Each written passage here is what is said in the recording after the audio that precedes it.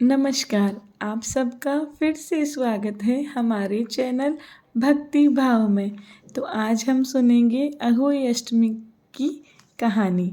तो पहले हम अहोई अष्टमी व्रत की संपूर्ण विधि जान लेते हैं। यह व्रत कार्तिक लगते ही अष्टमी को किया जाता है। जिस वार को दीपावली होती है, अहोई अष्टमी भी उसी वार को पड़ती है। इस व्रत को स्त्रियां ही करती हैं जिनके संतान होती हैं। बच्चों की माँ दिन भर व्रत रखें, सायंकाल दीवार पर अष्टकोष्ठ की अहोई की पुतली रंग भरकर बनाएं या छपी हुई अहोई अष्टमी का चित्र मंगवाकर दीवार पर लगाएं तथा उसका पूजन कर सूर्यास्त के बाद अर्थात तारे निकलने पर अहोई माता की पूजा करने से पहले पृथ्वी को पवित्र करके चौक पूरा कर एक लोटा जल भरकर एक पटले पर कलश की भांति रखकर पूजा करें। अहोई माता का पूजन करके माताएं कहानी सुने। तो आइए, इस प्रकार है अहोई अष्टमी व्रत की कथा। प्राचीन काल में एक साहूकार था जिसके 7 बेटे और 7 बहुएं थीं। इस साहूकार की एक बेटी थी जो दीपावली पे अवसर पर ससुराल से मायके आई थी। दीपावली पर घर को लीपने के लिए सातों बहुएं मिट्टी लाने जंगल में गई तो ननद भी उनके साथ जंगल की ओर चल पड़ी। साहूकार की बेटी जहाँ से मिट्टी ले रही थी उस स्थान पर श्याऊ साही अपने 7 बेटों के साथ रहती थी। खोदते हुए गलती से साहूकार की बेटी ने खुरपी से श्याऊ का एक बच्चा मार गिराया।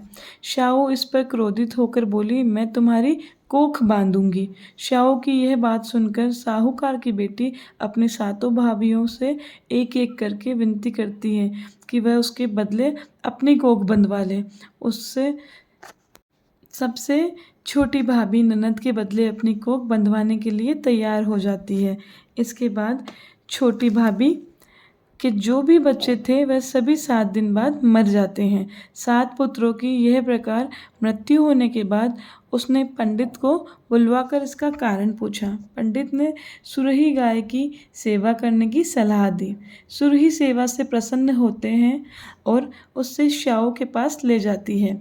रास्ते में थक जाने पर दोनों आराम करने लगते हैं। अचानक साहूकार की छोटी बहू की नज़र एक ओर जाती है।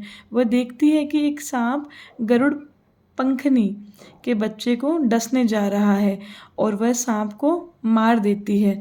इतने में गरुड़ पंखनी वहां आ जाती है और खून बिखरा हुआ देखकर उसे लगता है कि छोटी बहू ने उसके बच्चे को मार दिया है। इस पर वह छोटी बहू को चोंच मारना शुरू कर देती है। छोटी बहू इस पर कहती है कि उसने तो उसके बच्चों की जान बचाई है। गरुड़ पंखनी इस पर खुश होती है और सुरही सहित उन्हें श्याऊ के पास पहुंचा देती है।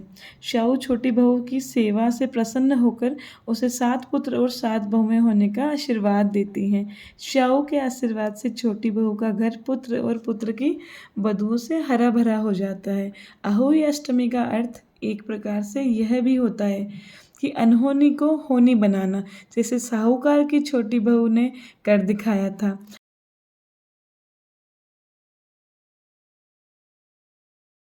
तो इस प्रकार थी अहोई अष्टमी की कहानी।